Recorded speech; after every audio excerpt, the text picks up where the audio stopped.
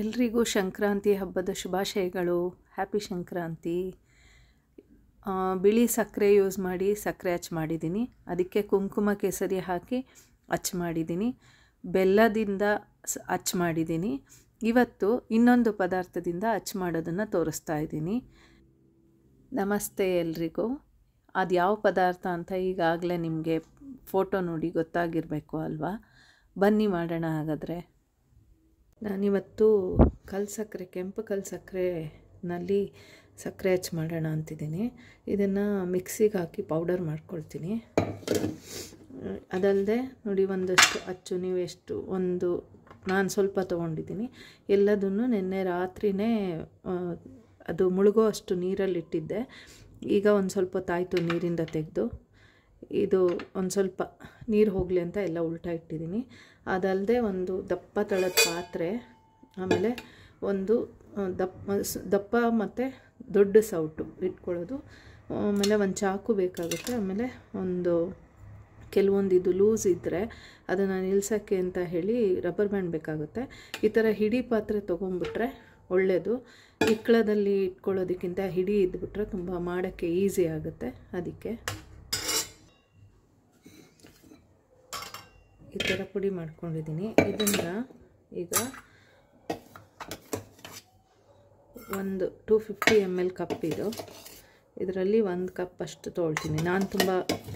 ನಾನು ಕಡಿಮೆನೂ ಮಾಡ್ತಾಯಿದ್ದೀನಿ. ಇನ್ನೊಂದು, ನೀವು ಅಂದರೆ ಕಲ್ತ್ಕೊಳ್ಳೋರು ಅಥವಾ ತುಂಬ ಜಾಸ್ತಿ ಮಾಡಿ ರೂಢಿ ಇಲ್ಲದೆ ಇರೋರು ಎಲ್ಲ ಸ್ವಲ್ಪ ಈ ಥರ 1 ಕಪ್ ಅಷ್ಟು ಮಾತ್ರ ಹಾಕ್ಕೊಂಡು ಮಾಡಿದ್ರೆ ಈಸಿ ಆಗುತ್ತೆ. ಆಮೇಲೆ ಸ್ವಲ್ಪನೇ ಮಾಡಿ ಕಲ್ತ್ಕೊಳ್ಳಬಹುದು. ಅದಕ್ಕೆ ನೋಡಿ, 1 ಕಪ್ ಕಲ್ಸಕ್ಕರೆ ತೊಗೊಂಡಿದ್ದೀನಿ.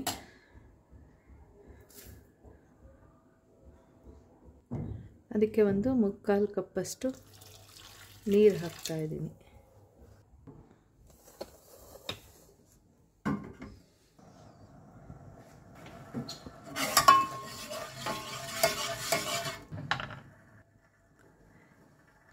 ನೋಡಿ, ಈ ಥರ ಗಟ್ಟಿ ಇರೋದಕ್ಕೆ ಇದು ರಬ್ಬರ್ ಬ್ಯಾಂಡ್ ಅವಶ್ಯಕತೆ ಇಲ್ಲ. ಸ್ವಲ್ಪ ಲೂಸ್ ಆಗಿದೆ ಅಥವಾ ಕೆಲವೊಂದಕ್ಕೆ ಈ ಥರ ಇದು ಬಿಚ್ಚೋಗ್ಬಿಟ್ಟಿರುತ್ತೆ. ನೋಡಿ, ಇದಕ್ಕಿಲ್ವೇ ಇಲ್ಲ, ಹಳೇದು ತುಂಬ. ಸೊ ಈ ಥರ ಕರೆಕ್ಟಾಗಿ ಜೋಡಿಸ್ಕೊಂಡು ಇದಕ್ಕೆ ರಬ್ಬರ್ ಬ್ಯಾಂಡ್ ಹಾಕ್ಕೊಂಡ್ರೆ ಗಟ್ಟಿಯಾಗಿ ನಿಂತ್ಕೊತ್ತೆ.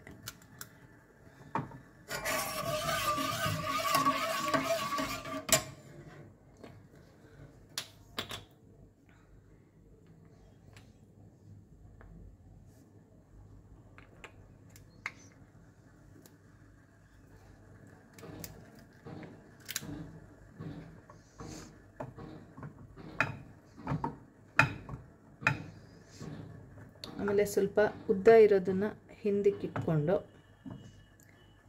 ಉದ್ದ ಕಡಿಮೆ ಇರೋದನ್ನು ಮುಂದಕ್ಕೆ ಇಟ್ಕೊಂಡ್ರೆ ಹಾಕೋವಾಗ ಈಸಿ ಆಗುತ್ತೆ.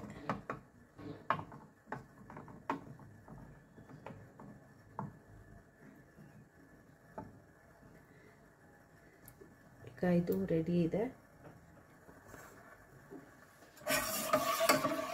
ನೋಡಿ, ಪೂರ್ತಿ ಎಲ್ಲ ಕರಗಿದೆ. ಈಗ ಕರಗೋವಾಗ, ಆಮೇಲೆ ಇನ್ನೂ ಕುದಿ ಬಂದಿಲ್ಲ ಅನ್ನೋವಾಗೆಲ್ಲ ಉರಿ ಜೋರಿಟ್ಕೊಂಡ್ರೂ ತೊಂದರೆ ಇಲ್ಲ. ಜೋರಿಟ್ಕೊಂಡು ಹೀಗೆ ಕೈ ಆಡ್ತಾ ಇರಬೇಕು. ಒಂದ್ಸರಿ ಚೆನ್ನಾಗಿ ದೊಡ್ಡ ದೊಡ್ಡ ಬಬಲ್ಸ್ ಬಂದು ಕುದಿ ಬಂದಾಗ ಉರಿ ಕಡಿಮೆ ಮಾಡ್ಕೊಳ್ಬೇಕಾಗತ್ತೆ.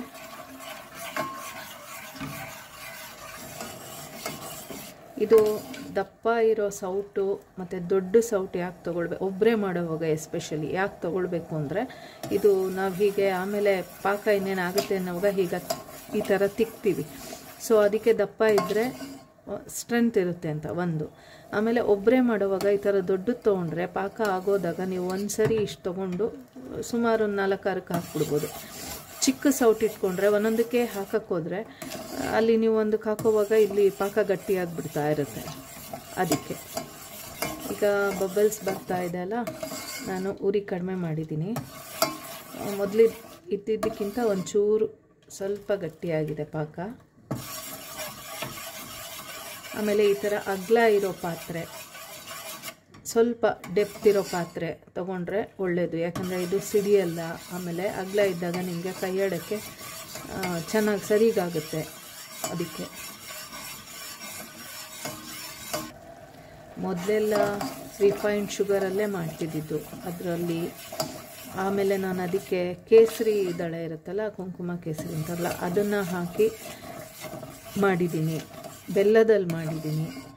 ಈ ಸಕ್ಕರೆ ಇದು ಏನು ಕೆಂಪು ಕಲ್ಲು ಸಕ್ಕರೆಯಲ್ಲಿ ಇದೇ ಫಸ್ಟ್ ಟೈಮ್ ನಾನು ಟ್ರೈ ಮಾಡ್ತಾ ಇರೋದು. ಯಾರು ತಿನ್ನಲ್ಲ, ಅದು ಹೇಗಿದ್ರೂ ಖರ್ಚಾಗಲ್ಲ. ಸೊ ದೇವ್ರ ನೈವೇದ್ಯಕ್ಕೆ ಅಂತ ಹೇಳಿ ಮತ್ತೆ ಕೊಡೋದು ಒಂದು, ಇಲ್ಲಿ ನಾನು ಡೆಲ್ಲಿಲಿರೋದ್ರಿಂದ ತುಂಬ ಜಾಸ್ತಿ ನಾನು ಕೊಡೋದು ಇರಲ್ಲ. ಸೊ ಒಂದು ಸ್ವಲ್ಪ ಮಾಡ್ತೀನಿ, ಅಷ್ಟಕ್ಕೆ ಮಾತ್ರ ಮಾಡ್ತಿದ್ದೀನಿ. ಆಮೇಲೆ ಏನಂದರೆ ಇದು ಕೆಂಪು ಕಲ್ಲು ಸಕ್ಕರೆಯಲ್ಲಿ ಈ ಸರಿ ನಂಗೆ ಅನ್ನಿಸ್ತು ಮಾಡಿದ್ರೆ ಮಿಕ್ಕಿದ್ರೂ ಆಮೇಲೆ ಅದನ್ನು ಕೇಸರಿ ಬಾತ್ ಮಾಡಿನೋ ಅಥವಾ ಪಾನಕ ಆ ಥರ ಎಲ್ಲ ಏನು ಬೇಕಾದರೂ ಮಾಡಿ ಯೂಸ್ ಮಾಡಿಬಿಡ್ಬೋದು. ಅದಕ್ಕೆ ಈ ಸರಿ ಇದ್ರಲ್ಲಿ ಮಾಡ್ತಾಯಿದ್ದೀನಿ. ಸಕ್ಕರೆ ಅಚ್ಚು ಮಾಡೋದು ಸ್ಟೆಪ್ ಬೈ ಸ್ಟೆಪ್ ಡಿಟೇಲಾಗಿ ಹೇಗೆ ಏನು ಅಂತೆಲ್ಲ ರಿಟರ್ನ್ ರೆಸಿಪಿ ಇದೆ ನನ್ನ ಬ್ಲಾಗಲ್ಲಿ, ನೋಡ್ಕೊಳ್ಳಿ. ಬೆಲ್ಲ ಆಮೇಲೆ ಬಿಳಿ ಸಕ್ಕರೆಯಲ್ಲಿ ಮಾಡೋವಾಗ ಈ ಥರ ಕುದೀತಿರೋವಾಗ ಒಂದು ಸರಿ ಹಾಲು ಒಂದು ಸ್ವಲ್ಪ ಒಂದು ಟೇಬಲ್ ಸ್ಪೂನಷ್ಟು ಹಾಲು, ಆಮೇಲೆ ಒಂದು ಸರಿ ಮೊಸರು ಎರಡು ಹಾಕ್ಬಿಟ್ಟು ಮೊದಲನೇ ಸರಿ ಹಾಲು ಹಾಕಿದರೆ ಅದನ್ನು ಕುದಿಯೋವಾಗ ಅದರಲ್ಲಿ ಮೇಲೆ ಎಲ್ಲ ಒಂಥರ ಕಸ ಥರ ನಿಂತ್ಕೊಳ್ತೆ, ಅದನ್ನು ಶೋಧಿಸ್ಕೋಬೇಕು. ಆಮೇಲೆ ಮೊಸರು ಹಾಕ್ಬಿಟ್ಟು ಮತ್ತು ಇನ್ನೊಂದು ಸರಿ ಕುದಿಯೋವಾಗ ಮೊಸರು ಹಾಕ್ಬಿಟ್ಟು ಅದನ್ನು ಶೋಧಿಸ್ಕೋಬೇಕು. ಆವಾಗ ಒಂಥರ ಇದು ಸಕ್ಕರೆಯಲ್ಲಿರೋ ಕಸ ಎಲ್ಲ ಬಂದ್ಬಿಡುತ್ತೆ. ಇದು ಕೆಂಪು ಕಲ್ಲು ಸಕ್ಕರೆ ಆದ್ದರಿಂದ ನಾನು ಇದಕ್ಕೆ ಏನು ಮಾಡ್ತಾಯಿಲ್ಲ, ಹಾಗೆ ಡೈರೆಕ್ಟಾಗಿ ಮಾಡ್ತಾಯಿದ್ದೀನಿ. ನಾವು ಈ ಥರ ಕೈ ಆಡ್ತಾ ಈ ಥರ ಇದನ್ನು ತಿಕ್ತಾ ಇರ್ತೀವಲ್ಲ, ಹೀಗೆ ರಬ್ ಮಾಡ್ತಿದ್ದೀವಲ್ಲ, ಹೀಗೆ ಇದರಿಂದನೂ ಪಾಕ ಗಟ್ಟಿಯಾಗ್ತಾ ಬರುತ್ತೆ. ಈಗ ನೋಡಿ ಇನ್ನೂ ಸ್ವಲ್ಪ ಗಟ್ಟಿಯಾಗಿದೆ ನೋಡಿ.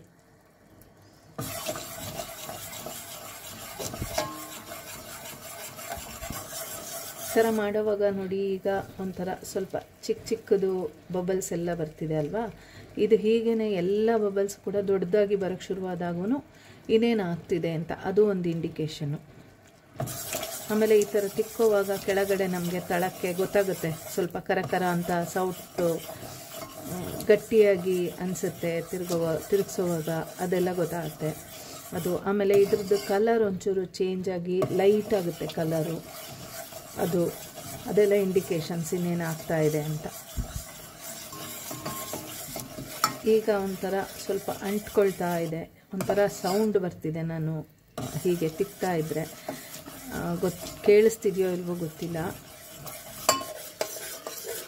ನೋಡಿ, ಒಂಥರ ಹೆವಿ ಸೌಂಡು. ಆಮೇಲೆ ಪಾಕನೂ ಅಷ್ಟೇ ನೋಡಿ ಗಟ್ಟಿಯಾಗಿದೆ ಇನ್ನೂ ನೋಡಿ, ಪಾಕ ಎಷ್ಟು ಗಟ್ಟಿಯಾಗಿದೆ ಅಂತ ನೋಡಿ. ಕಂಟಿನ್ಯೂಸ್ ಆಗಿ ಸ್ಟ್ರಿಂಗ್ ಬರ್ತಿದೆ ಅಲ್ಲ, ಇನ್ನೂ ಒಂದು ಸ್ವಲ್ಪ ಆಗಬೇಕು. ಈಗ ನೋಡಿ ತುಂಬ ಬಬಲ್ಸ್ ಬರ್ತಾ ಇದೆ, ದೊಡ್ಡದೆಲ್ಲ ಬರೋಕ್ಕೆ ಜಾಸ್ತಿ ಆಗ್ತಾ ಇದೆ, ಕಾಣಿಸ್ತಿದೆ ಅನಿಸುತ್ತೆ. ಪಾಕ ಇನ್ನೂ ತುಂಬ ಗಟ್ಟಿಯಾಗಿದೆ.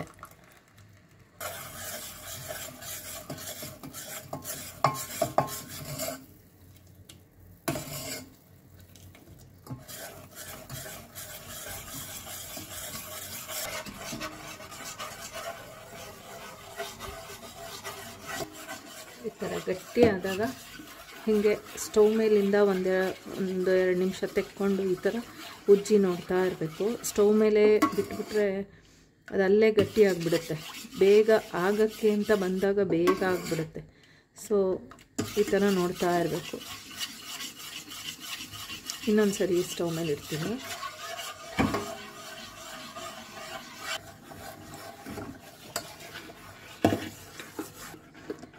ಈ ಥರ ಮಾಡುವಾಗ ಅಲ್ಲಿ ಕೆಳಗೆ ತಳದಲ್ಲಿ ಫೀಲ್ ಆಗುತ್ತೆ ಒಂಥರ ಗಟ್ಟಿಗೆ.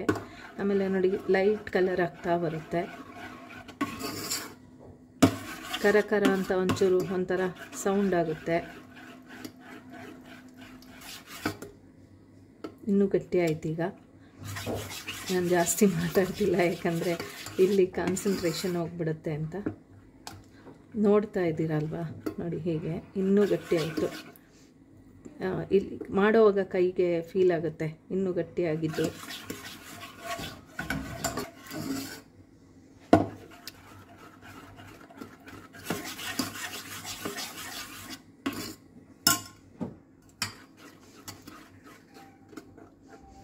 ಆಲ್ಮೋಸ್ಟ್ ಇನ್ನೇನು ಆಯಿತು. 1 ಸೆಕೆಂಡ್ ಬೇಗ ಹಾಕ್ಬಿಟ್ರೂ ಅದು ಅಂಟಂಟು ಪಾಕ ಇದ್ಬಿಡುತ್ತೆ. 1 ಸೆಕೆಂಡ್ ಲೇಟಾಗಿ ಮಾಡಿದ್ರೂ ಗಟ್ಟಿ ಆಗಿಬಿಡುತ್ತೆ. ಅದಕ್ಕೆ ಸ್ಟವ್ ಮೇಲೆ ಇಟ್ಕೊಂಡು ಕೈ ಆಡಬಾರ್ದು. ಈ ಸ್ಟೇಜಲ್ಲಿ ಸ್ವಲ್ಪ ಸ್ಟೌವಿಂದ ತೆಗೆದು ಹೀಗೆ ನಾವು ತಿಕ್ಕಿದ್ರೂ ಅದು ಗಟ್ಟಿ ಆಗ್ತಾ ಬರುತ್ತೆ.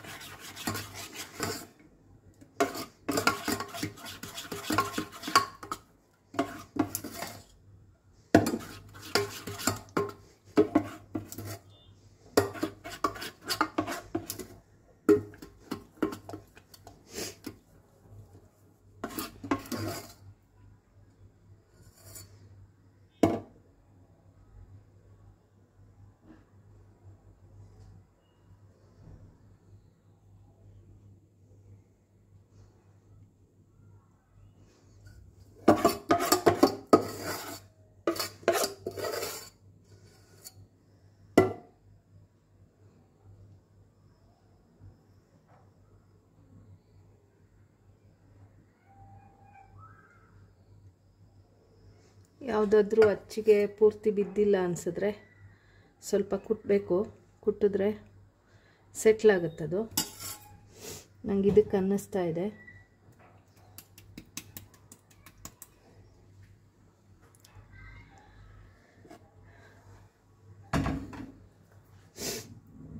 ಹೀಗೆ ಇದು ಒಂದು 5 ನಿಮಿಷ ಆದರೆ ಈಗ ಇನ್ನೊಂಚೂರು ಗಟ್ಟಿ ಆಗುತ್ತೆ.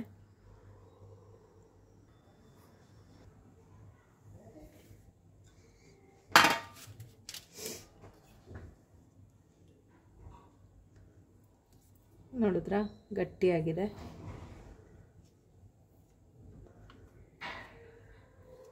ಈಗ ಇನ್ನೂ 1-2 ನಿಮಿಷ ಬಿಡ್ತೀನಿ.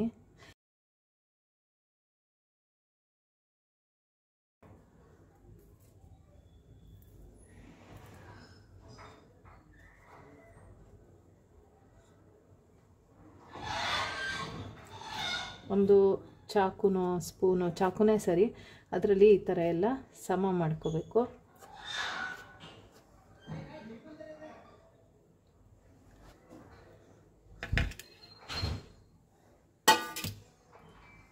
ಆಯ್ತಾ?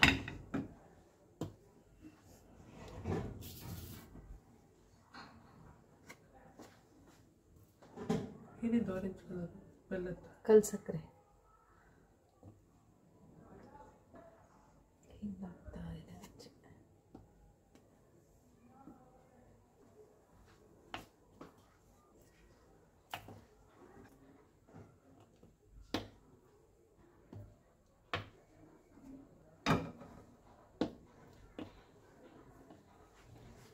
ಈಗ ತೆಗೆದು ನೋಡೋಣ.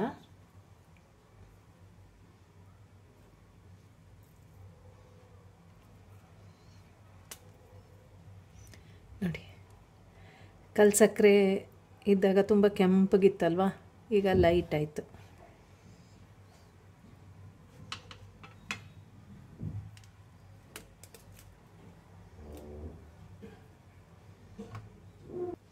ಅದೊಂದು ನಿಮಿಷ ಬಿಟ್ಟು ತೆಗಿತೀನಿ.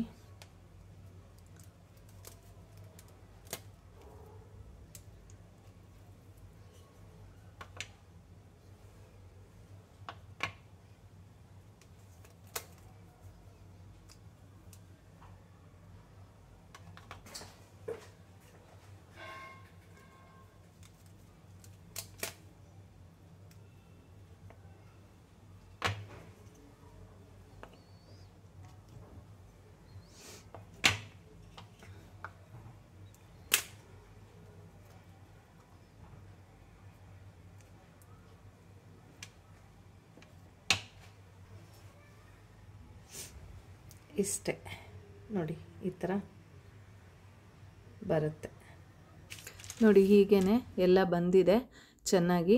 ಅದೇ ಕರೆಕ್ಟಾಗಿರೋ ಕನ್ಸಿಸ್ಟೆನ್ಸಿನಲ್ಲಿ ಯಾವ ಥಿಕ್ನೆಸ್ಸಲ್ಲಿ ಮರದಚ್ಚಿಗೆ ಹಾಕಬೇಕು ಅನ್ನೋದು ತಿಳ್ಕೊಳ್ಳೋದೊಂದು ಟ್ರಿಕ್ ಅಷ್ಟೇ. ಮಾಡ್ತಾ ಇದ್ದರೆ ಬರುತ್ತೆ, ಒಂದು 4 ಸರಿ ಮಾಡಿದ್ರೆ ಬರುತ್ತೆ.